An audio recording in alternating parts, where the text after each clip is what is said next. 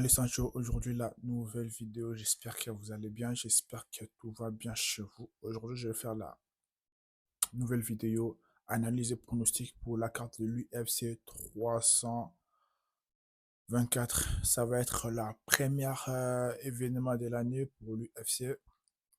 Après avoir 6 semaines, si je ne me trompe pas, 6 semaines à 4 semaines, on n'a pas eu le combat de l'UFC et l'UFC va faire son retour avec une autre chaîne de diffusion et ça va être juste carré. Donc, comme d'habitude, on va commencer à parler genre les points forts de Geji et les points faibles de Geji. Et la deuxième partie, je vais donner genre le pronostic et tout. Et je parle la point fort de Paddy Pimblett aussi et les points faibles de Paddy Pimblett. Après, en tout, je vais juste vous expliquer comment le combat ça va se passer. Après, je vais donner le pourcentage des chances et tout. Et on commence par Geji. On sait tous que Guedji, le point fort, c'est la bourse anglaise. On sait très bien que le mec, il est archi fort, quand je vous dis archi fort en bourse anglaise, il est vraiment archi fort et tout. Parce que là, quand on parle Palji Pimblett, il est pas bête en fait. Il est pas bête. Il va pas aller chercher le combat, genre ça reste debout et tout pendant 5 rounds. Non. Je suis sûr que dans le deuxième, le troisième round, il va aller chercher au sol, hein. Il va aller chercher au sol parce que le point faible de Geji, c'est juste au sol et tout. Au sol, Geji, il est un peu KO et tout, tu vois. Normalement, c'est un lutteur. Normalement, de base, Geji, c'est un lutteur. Mais c'est pas un grappling. Genre, dans le débat de base, Geji, c'est un lutteur. Mais quand il est passé en mode MMA et tout, il s'est basé sur ce point fort, genre la boxe anglaise et tout.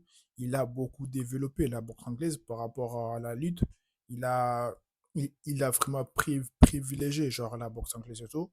On dit que Geji c'est un striker, mais t'es pas ce débat, Geji c'est un lutteur. Malgré tout, il n'est pas, genre, il utilise pas beaucoup la lutte et tout, en fait. Il utilise pas beaucoup la lutte, mais c'est un lutteur de base et tout. Et je ne sais pas pourquoi il n'utilise pas la lutte et tout, mais niveau bourse anglaise de Kechi, je peux dire 95%, hein, 95%, il est archi fort et tout.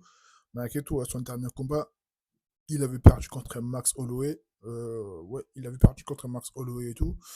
Par KO, c'était juste incroyable et tout. Le combat, c'était magnifique à voir. C'était beau à voir et tout.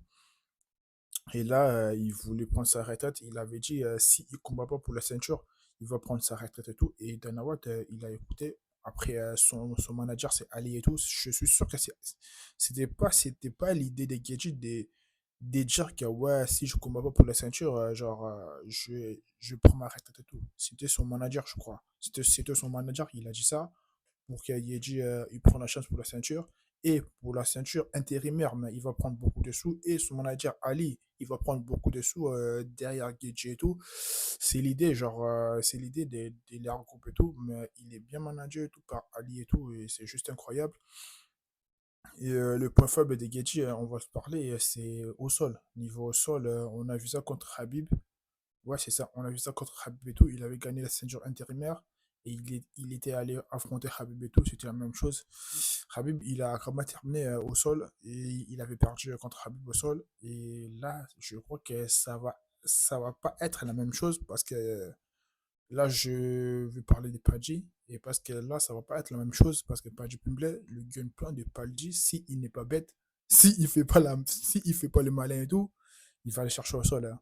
Parce que Padji Pimblett, au sol, il est pas mal. Il est pas mal. Niveau striking, il a un peu des défauts et tout, mais niveau sol, il est pas fort, mais il est pas mal et tout. Je peux dire en mode de pourcentage, il est en 60%, 70% au sol et tout. Malgré tout, son dernier truc et tout, il s'est fait étrangler et tout. Là, c'était un truc de fou, wesh.